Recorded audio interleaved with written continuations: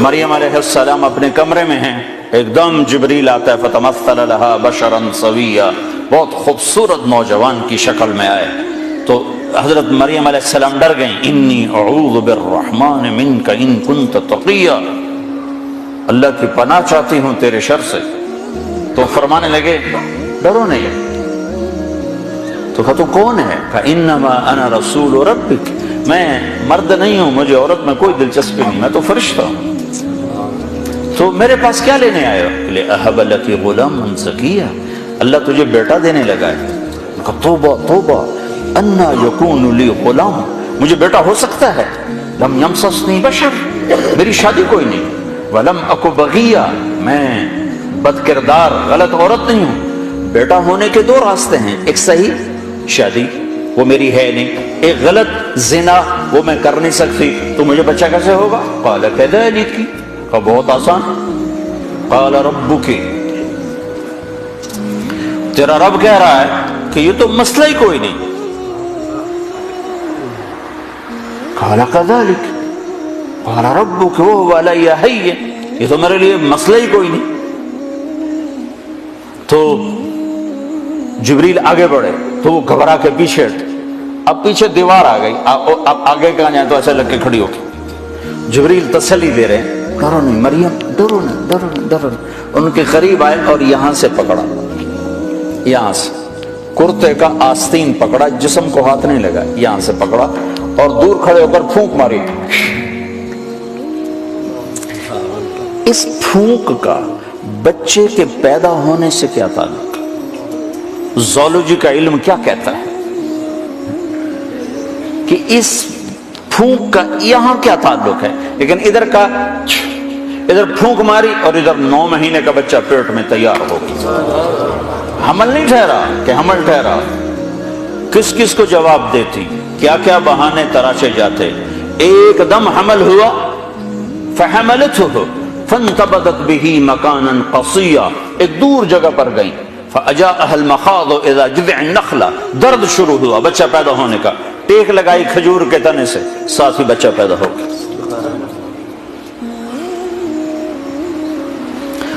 پھر کہنے لگے یا لیتنی مت قبل هذا وکنت نسیا منسیا، کاش میں اس واقعے سے پہلے مر گئی ہوتی، لوگ مجھے بھول جاتے، میرا بھولنا بھی بھول جاتے، اب کس منہ سے شعر جاؤں، کس کس کو کیا کیا جواب دوں۔ تو جبریل دوبارہ آ گئے، فناداها من تحتها، اب سامنے نہیں آئے کہ بے پردگی نہ ہو، پیچھے سے آئے، کہ لا تحزنی، ڈر نہیں، کہ جعل ربک تحتک سریا، پر مارا تو وہاں سے پانی کا چشمہ نکل آیا، کہ چل خود بھی پاک ہو، بچے کو بھی نہلا دھلا۔ وَهُزِّ إِلَيْكَ بِجِذْعِ النَّخْلَةِ، وہ جس کے ساتھ ٹیک لگائی تھی نا کھجور، تو وہ اوپر سے کٹی ہوئی تھی، اوپر سے کٹی ہوئی تھی، تو جو کھجور اوپر سے کٹ جائے تو وہ کیا دے گی؟ خشک تنا، تو کہا ہزی، اس کو ہلا، جب انہوں نے ہلایا تو ایک دم ٹپ ٹپ ٹپ ٹپ تازہ کھجوریں گرنے لگی، تازہ، تو ساقط علیک رطبا جنیا، تازہ نرم۔ تو کہا مریم تو نے دیکھا جس رب نے بغیر شاخوں کے خشک تنے سے پھل کو نکال دیا، اس نے تمہیں بغیر مرد کے بیٹا دے دیا۔ کلی واشربی وقرری عینا، چل کھا کھجوریں اور پی پانی اور موج کر، اور چل شہر کو واپس جا۔ فإما ترين من البشر أحدا فقولي إني نذرت للرحمن صوما فلن أكلم اليوم إنسيا، لوگ آئیں گے پوچھنے کہ یہ کیا ہے تو تم نے کہنا میرا روزہ ہے، میں بات نہیں کر سکتی۔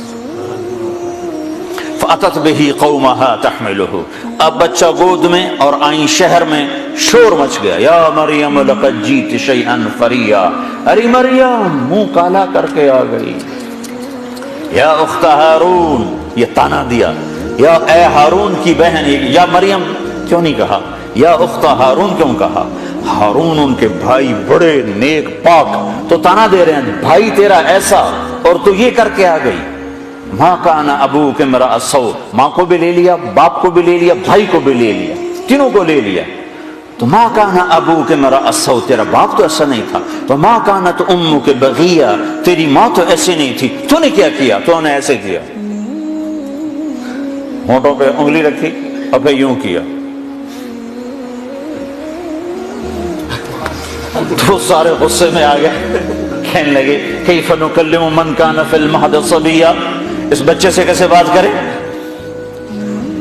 یعنی لفظ تو یہ ہیں قرآن کے کہ اس بچے سے کیسے بات کریں، لیکن مفہوم یہ ہے کہ مریم تجھے اپنے گناہ کو چھپانے کا کوئی صحیح بہانہ بھی نہ ملا۔ اصل مقصد یہ ہے کہ تمہیں گناہ کو چھپانے کا بہانہ بھی نہ ملا، تو کہتی میرا نکاح ہے، چپکے سے حضرت زکریا نے کر دیا، کہہ رہی بچے سے بات کرو۔ گناہ چھپانے کا بھی تو طریقہ سیکھ۔ تو ابھی یہ شور مچا ہوا تھا کہ ایک دم عیسیٰ علیہ السلام کی آواز ایسے گونجی جیسے میں اسپیکر میں گونج رہا ہوں، چھو گئی سارے شہر میں۔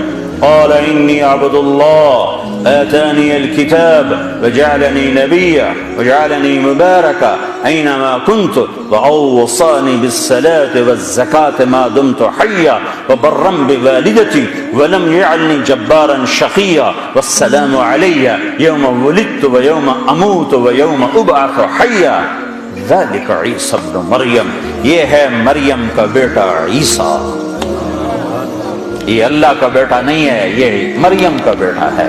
اور اتنی لمبی تقریر جو میں نے آپ کو سنائی قرآن میں، عیسیٰ علیہ السلام نے اتنی لمبی تقریر کی۔ تو میرے بھائیو، قرآنی واقعات سے اللہ ہمارا ایک ذہن بناتا ہے کہ میرے بندو، یہ ساری کائنات اللہ کے قبضے میں ہے، یہاں وہ ہوتا ہے جو اللہ چاہتا ہے۔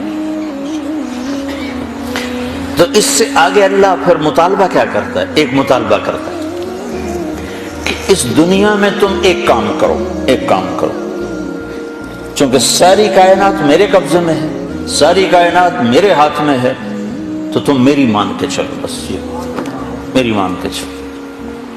جس زمین پر چلتے ہو یہ اللہ نے بنائی ہے، اس پر پاکیزہ بن کے چلو، اس کو زنا کا اڈا نہ بناؤ، اسے جوے شراب کا اڈا نہ بناؤ، اسے قتل و غارت کے اڈے نہ بناؤ۔ یا آسمان کی روشنیاں تمہیں اللہ نے دی ہیں، ان روشنیوں میں اللہ کے شکر گزار بنو، نافرمان متکبر نہ بنو، کہ زمین آسمان اللہ کے غلام ہیں، تم بھی اللہ کے غلام بنو۔